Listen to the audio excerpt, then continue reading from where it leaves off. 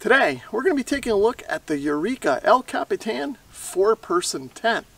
Now this is a tent that actually belongs to my son's Boy Scout troop. We just got a bunch of these to replace our old Eureka tents that were just plain worn out from years of Boy Scout adventures. I was about to pop this thing up, air it, and clean it out, and I figured I'd just turn the camera on and let you guys have a look at it while I did. This El Capitan 4-person tent is actually a 4-season tent. Its minimum weight is 12 pounds 7 ounces. Total weight, fully packed, is 13 pounds 8 ounces. It's got 2 doors and a floor area of 69 square feet. Overall length is 90 inches. Width is 110 inches.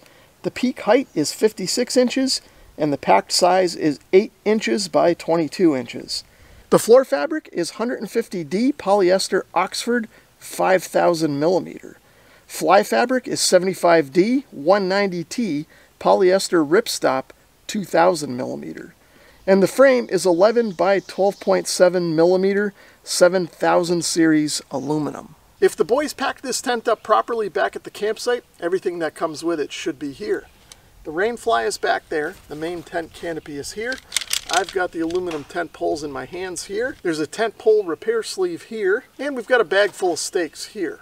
If we first take a look at the bag that the tent comes in, you can see it's just made from the same material as the tent floor, and conveniently enough the instructions are sewn inside and printed on sort of a waterproof, almost like Tyvek type material. If this gets wet, the instructions aren't going to disintegrate in your hands and you'll still be able to read them and put this tent up. To set up the tent, the first thing I'll do is put the poles together, and as you can see they are connected with shock cord, so they just kind of slip together nice and easy and kind of almost put themselves together. And then there's one shorter pole with sort of washers between the sections that I will set aside for now.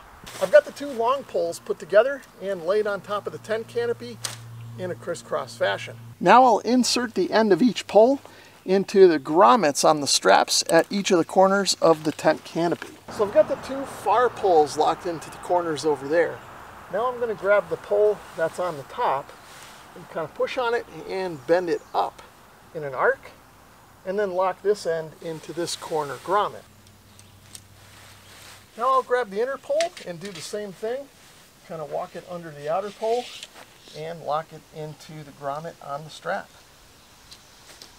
Now I'll just grab these clips and work from the bottom up and clip them to the poles.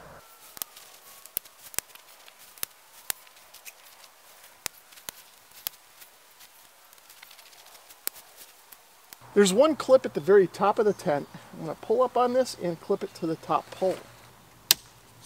Now I'll grab the ridge pole and place this over top of the main poles, and then I'll grab the 2 clips that are on the body of the tent, and I'll attach the clips to the ridge pole so that they are outboard of the washers. The next thing I'll do is stake out the 4 corners of the tent by placing the stakes through these loops. Now one thing to keep in mind about these stakes is that they are just made of aluminum and they bend quite easily. In fact, you can see this one's already bent. So you want to either be careful when you're putting these things in, or you may want to consider replacing these with a little bit more robust type of stake. That's what I've actually done with my personal tents. But for now, we'll just use the ones that came with the kit. Next, I'm going to grab the rain fly and throw this over top of the tent. To get this thing oriented correctly, I'm going to make sure that the Eureka logo is facing out. And then once I get this thrown over the tent, I'm going to align the black colored clips with the black colored straps that are on the base of the tent.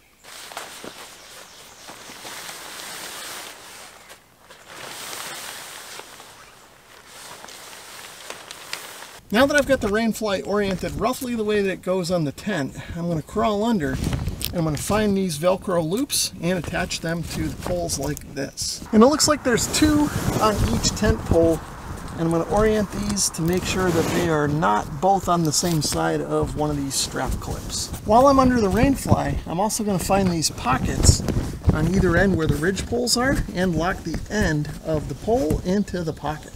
On the opposite side of the ridge pole, I may need to put a little force here on the rain fly, so there's a convenient finger loop here so I can pull on this and get the pole into the pocket. Now I can connect up the buckles at all 4 corners of the rain fly and then use these straps to tension it as needed once everything's connected up. Now that that's all set, I can grab these loops on the ends of the vestibule and stake this out. One interesting feature about the vestibules on this tent is that they have sort of these zipper vents that you can open up. So if you have a warm day, you can let a little airflow into the tent this way. Up on top of the rainfly, there are 2 air vents, and you can either leave these closed with the Velcro in place, or for those warm days when you're not too worried about weather, you can open them up by extending this strut and locking the Velcro tabs in place for a little more airflow in the tent.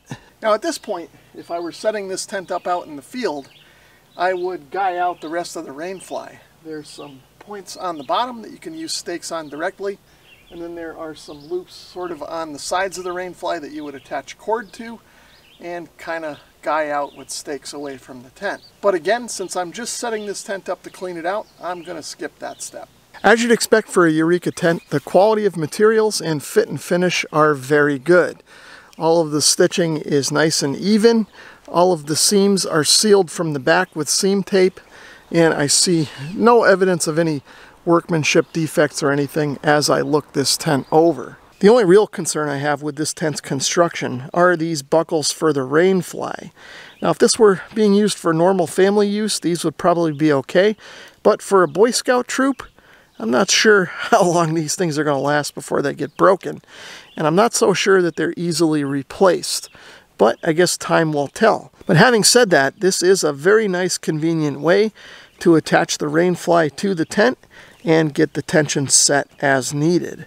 Now if we take a look at the vestibule door, you can see there is sort of a nice weather strip over the zipper with Velcro flaps to keep it in place to keep that weather out. Now the zipper itself seems like it's very high quality and opens smoothly and really doesn't seem to bind too easily. As you all probably have experienced, some of the zippers on some of the lower end tents can get caught in the material, but this one seems like it works pretty well and shouldn't get caught. Now if you want to roll the vestibule up and keep it tied up out of the way, there are dog bone straps sewn on the inside of the vestibule to do just that. Now looking inside at the tent body itself, you can see that the main door has heavy-duty dual zippers here. And again, just like the rainfly vestibule, these things are made so that they shouldn't get caught in the surrounding material and are easily opened with one hand. Looking inside the tent and starting from the very top, you can see there is a hook up here. So if you needed to hang something at the very peak, you could do that. Now because this is a 4-season tent, you can see that there is material all the way up to the top. But there are zip open screen windows on 2 of the opposite corners of the tent. There's dual zippers here, so you can open these windows and get plenty of ventilation up through to the rainfly. The screen here is the sort of typical, very fine weave, no-see-um mesh, so those little gnats and mosquitoes shouldn't make it inside. Moving a little further down from the top, there's a few more hook and loops here, so you can hang things if you need to. And then moving further down, you can see there are storage pockets at every corner of the tent, so you can store your gear, wallet, keys, pocket knife, flashlight, that kind of thing there, and keep it off of the floor of the tent. As I mentioned before, there are 2 doors on the tent, and each of the doors has sort of a zip open window as well to maximize the amount of ventilation that you can get in here. And of course, behind the door fabric here is more no-see-um mesh. And of course, to keep the door fabric rolled up, if you want to just have the mesh, there is a dog bone hook here to do just that. Looking at the floor of the tent, you can see that this is sort of a bathtub design. And that means there's no seam right here where the floor meets the wall. It's just one continuous piece of fabric all the way up. And that's helpful to kind of keep that moisture out, especially on a really rainy day when the ground is wet. Now, of course, there are seams at every corner of the tent, but there is double material and stitching and seam sealer all in here to keep that corner tight and put together. Now on this particular tent, there is one seam that runs sort of in the middle of the floor, but it is double stitched and all seam sealed, so I don't anticipate any issues. We had 6 of these tents set up in a field all weekend, and we had 4 downpours come through, and none of them leaked, either through the floor or the ceilings or the sides. They all stayed nice and dry inside. So after our first adventure with the Eureka El Capitan tents, I'd say the troop is pretty happy with them. As I mentioned earlier in the video, these things did great through 3 or 4 different downpours, including one thunderstorm. Hopefully these tents will last 10 to 15 years like our old Eureka tents did. If you want to learn more about this tent, I'll leave a link down in the video description below. But for now, I've got to get this thing cleaned out and packed up before it starts raining again. I think storms are on the way. Thanks for watching.